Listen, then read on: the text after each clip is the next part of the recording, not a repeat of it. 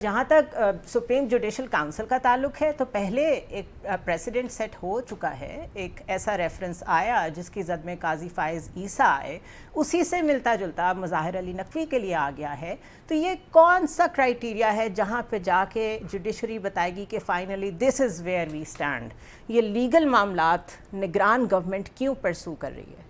देखिए जी, बड़ा लॉजिकल आपका इसका जवाब है कि जब मुंतखब हुकूमत जो होती है, जो लोगों के वोट लेके आती है, राइट तो कानून बनाने का उसका है। चलें, हम वो उस बहस में नहीं पढ़ते कि वो असेंबली गलत थी या सही, क्योंकि उस पर भी एक कंट्रोवर्सी तो है ना। ऑफ कोर्स है। पीटीए का केस तो है उस पर कि वो 150 से के करीब बंदे नहीं थे, मगर सवाल ये है कि एक मुंतखब अच्छी या बुरी असेंबली ने कानून बनाया तो उसका डिफेंड करना ये अकल से मतलब मावरा है। और ये कोई ऐसा मामला भी नहीं है जो बहुत इमीडिएट जिसका इफेक्ट हो। वो मामला भी बड़ा सेंसिटिव है कि जनाब अगर आपने 50 करोड़ से नीचे गड़बड़ किए तो आप पे केस नहीं है। मतलब एक ऐसे मुल्क में जिसमें कम से कम 15 करोड़ लोग गुर्बत से मर रहे हैं, मतलब अगर कहानी शुरू कर दूं तो वो जहाँ पे 35% है, कभी नकासे आप नहीं देखा, जहाँ पे 50% औरतों ने रज के खाना नहीं खाया, तो उसमें मेरा मसला ये बना हुआ है कि कानून बनाया था आपने और मैं लड़ने आ गया हूँ, इसकी कोई सेंस नहीं। अब मैं थोड़ा सा आता हूँ, ये जो आपने जस्टिस नकवी की बात की है, इसमें अपना काजी साहब का भी केस था, वो तो नहीं हुआ, मगर इसी एक रेफरेंस में एक जज साहब थे, जस्टिस हमारे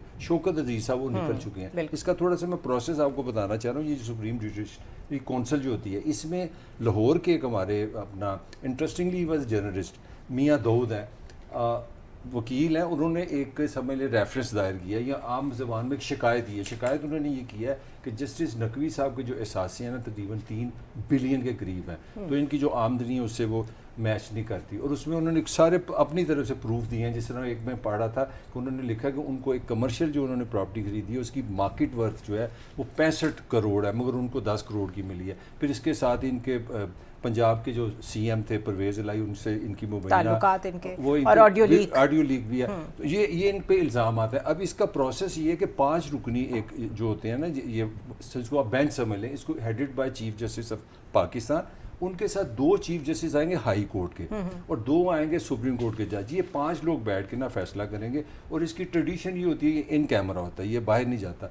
अच्छा, ये कहेंगे जी आप पे ये इल्ज़ाम है, इन्होंने एक डेट दे दी कि इसमें आप अपनी वजाहत दे दें, तो यहाँ तो वो कहेंगे कि आपके इल्ज़ामत गलत हैं, ख़त्म हो गया। अगर इल्ज़ामत साबित होते हैं तो फिर आर्टिकल शायद 209 एक्ट पाकिस्तान का, उसके तहत वो सदर पाकिस्तान के पास चले जाएंगे कि जनाब ये गिल्टी पाए गए हैं, आप इनको निकाल दें। तो ये अच्छा, अब ये कौन डिसाइड करेगा? जैसे मैंने पहले कहा कि एक दफ़ा प्रेसिडेंट जो सेट हुआ है, खुद चीफ जस्टिस इस वक्त के मौजूदा, जिन्होंने आके ये कहा कि आप मुझसे नहीं पूछ सकते कि मेरी बेगम के असासे हैं, ये वो है, दोबारा से वैसी ही चीज़ें रिपीट होने जा रही हैं। एक तो ये कि इस एक्सरसाइज की इस वक्त क्या ज़रूरत थी, दूसरा मुज़ाहिर अली नकवी समेत जो लोग एक ख़ास क्लाउड को फॉलो करते थे, ऐसा भी लग रहा है कि उनको एक एक करके, जिस तरह एजाजुल एहसन का नाम लेके असेंबली के फ्लोर पे पीडीएम गवर्नमेंट जो है वो उनको क्या क्या कहती रही, सुप्रीम कोर्ट पे हमला भी हुआ, बंदयाल साहब को जिस तरीके से ट्रीट किया गया।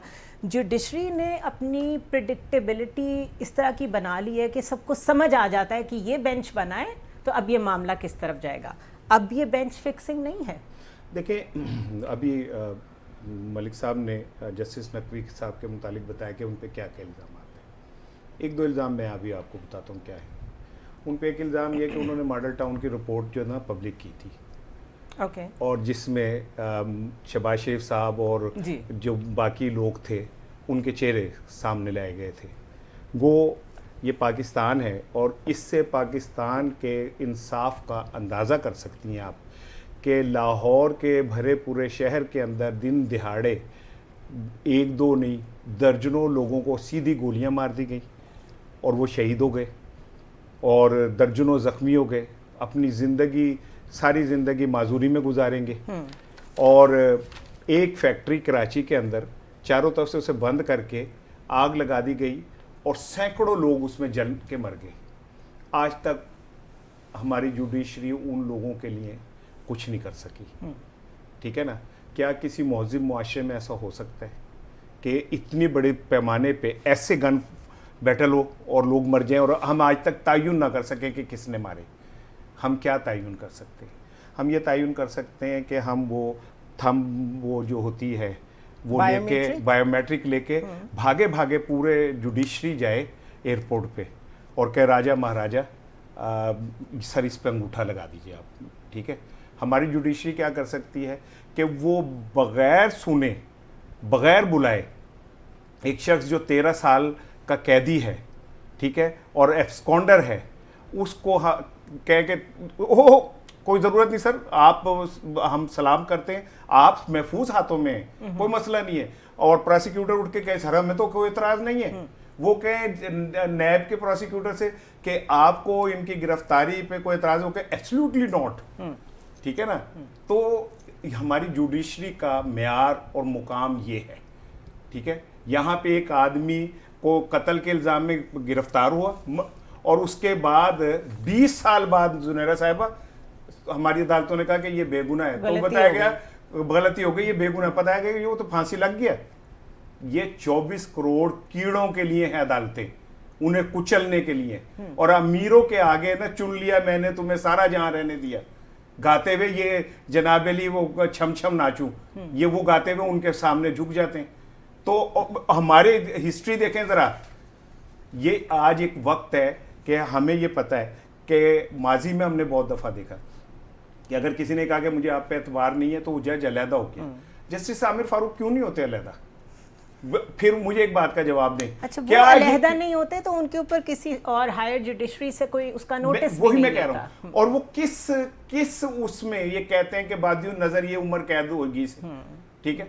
क्या दुनिया की किसी अदालत में ऐसा अनोखा वाकया जिसकी मैं बात कर रही ठीक है हूँ ना, कि आपने बता दिया है कि आप क्या फोर्सी कर रहे हैं और जज ने बता दिया। अब मैं बताऊं, देखें काजी साहब के सामने, जस्टिस काजी फायज ईसा साहब के सामने दो रास्ते हैं। एक रास्ता है नसीम शाह का, ठीक है, मौलवी मुश्ताक का, जस्टिस मुनीर का, वो जिन्होंने फ़ोन पे कहा था कि सदावत आदन ने तुसी को वो तो सही, ठीक है, जिनके भाई MNA और भाभी भी MNA, उनका भतीजा भी MNA नून लीग का, वो है। एक आपके पास रास्ता है कि आप जस्टिस कार्नेलिस बन जाए, आप भगवान दास बन जाए, जस्टिस कैकाउस बन जाए, जिन्होंने अपनी सारी ज़िंदगी अदलिया के अजमत के लिए खड़े होकर गुजार दी। ये आपके पास दो रास्ते हैं, ठीक है। और हम आपकी तरफ देख रहे हैं काजी साहब कि आप कहाँ पे खड़े होकर क्या इंसाफ करते हैं और किस तरह। अगर जस्टिस नकवी साहब पे ये साबित हो जाता है कि उन्होंने करप्शन की, तो मैं एक बड़ा सख्त जुमला कहने लगा हूँ, लेकिन चूंकि ये जुडिशरी मेरी है, मेरे जज हैं, मैं ये पूछ सकता हूँ कि कोई एक जज बता दें जिसकी तनख्वाह और उसकी लिविंग दोनों बराबर की।